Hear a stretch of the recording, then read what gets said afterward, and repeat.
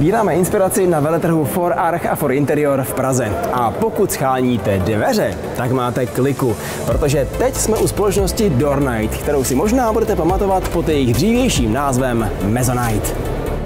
Pane Šatný, pojďme malinko zapátrat do historie, proč se měnil název vaší společnosti. Výroba interiorových dveří má v hlavě více než 60letou historii, takže ten název se změnil několikrát. Už v 50. letech byl založen podnik pod názvem Jihomoravské dřevařské závody, který dodával interiérové dveře v podstatě do celého tehdejšího Československa. V 90. letech do společnosti vstoupil německý kapitál a firma pokračovala pod názvem Chronodoor.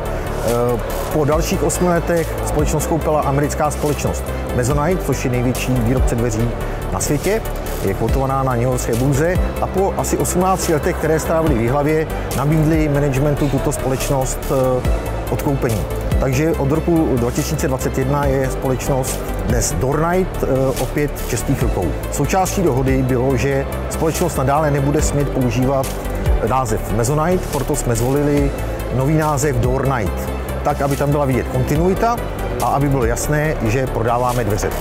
Nicméně pořád platí, že jste největší výrobce interiérových dveří v České republice. Jakou výhodu to má pro vaše klienty? To pořád platí. My vyrobíme více než 500 000 dveří a zárubní ročně a výhod je tam několik. My vlastně, a to je takové unikátní v České republice mezi výrobci dveří, víc než polovinu našich produktů vyvážíme po celé Evropě. Vyvážíme zhruba do 14 států Evropy. To znamená, my se každodenně střetáváme s velmi náročnou konkurencí i třeba v západní Evropě a víme, že jsme schopni uspět. A z toho samozřejmě má výhody i český a slovenský zákazník, protože tyto dva trhy pokládáme za naše domácí. Možná u těch výhod můžeme pokračovat dál, protože když se podíváme na historii, tak ten trh teďka poslední 2 roky byl hodně turbulentní z hlediska bydlení a výstavby. Vy tím, jak jste velký, má to pro vás i nějakou výhodu z hlediska toho finálního klienta, z hlediska dodání materiálu a z hlediska dodání zboží, protože to byl ten největší problém poslední doby. Samozřejmě má to několik výhod, protože jak obsluhujeme, řekněme, 14 trhů v Evropě, tak některé trhy klesají, některé rostou. Například v současné době v Chorvatsku rosteme o 25%, jsme velmi úspěšní v Holandsku a v Belgii. A to znamená, že ty výkyvy vyrovnáváme tím, že ty země mají prostě jiný hospodářský cyklus. Problémy s dodací lhůtou vlastně měli všichni výrobci všech stavebních materiálů a to se dveřím samozřejmě nevyhlo. Takže my přicházíme dnes na trh s novou službou, která se jmenuje Doornight Express, která zajistí zákazníkům dodání vybraného sortimentu dveří do 5 pracovních dnů, což je naprosto unikátní a myslím si jedinečné určitě v České republice. Veletrh je zpravidla o novinkách, i vy tady několik z nich máte, už dokonce těsně vedle nás. Co to je Ultramat? Ultramat je vlastně úplně nový povrch vyvinutý firmou Eger na bázi laminátu, kde vlastně se řeší větší problém dveří, kdy na nich zůstávají stopy po prstech a tento povrch vlastně úplně zabraňuje tomu, abyste tam ty stopy měl. Takže je to žhavá novinka, je to o velký zájem na veletrhu, takže doufáme, že to bude obchodně úspěšný. Jako příklad to je návazné úspěšnosti. V praxi bych uvedl novinky z loňského roku, kdy jsme přišli s prémiovým lakem Klára, který je vlastně 3x broušené a 3x lakované dveře, které jsme vlastně už během roku dodali na některé prestižní developerské projekty, zrovna tady nedaleko tohoto výstaviště.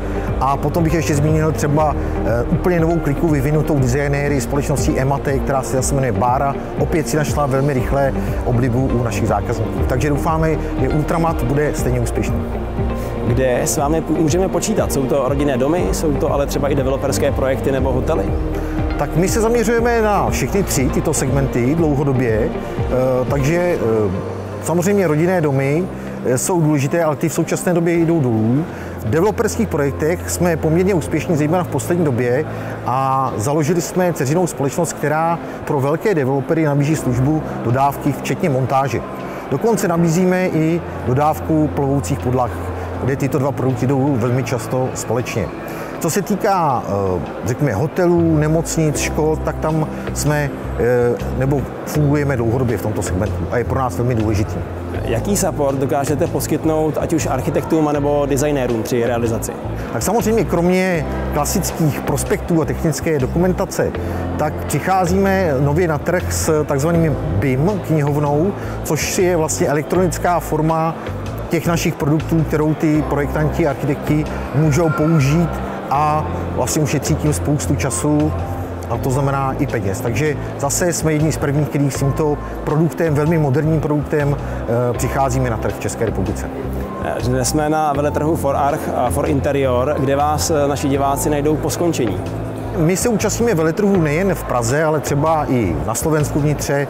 Účastníme se poslední 2 roky v Bělehradě, kde jsme otevřeli novou pobočku na podporu vlastně našeho velmi úspěšného exportu na Balkán. Standardně se snažíme být velmi aktivní v online prostoru, kde se snažíme ty zákazníky potom přivést do vzorkových prodejen. Máme zhruba 400 prodejních míst v České republice, ale 30 vzorkových prodejen Doornight, kde opravdu ručíme za kvalitu služby a kde ty koncoví zákazníci si mohou šáhnout, prohlédnout konkrétní dveře a v klidu si je vybrat. Takže když to první seznámení začneme online, tak na kterém webu by to mělo být? Je to www.doornight.cz, Doornight je doornite.cz.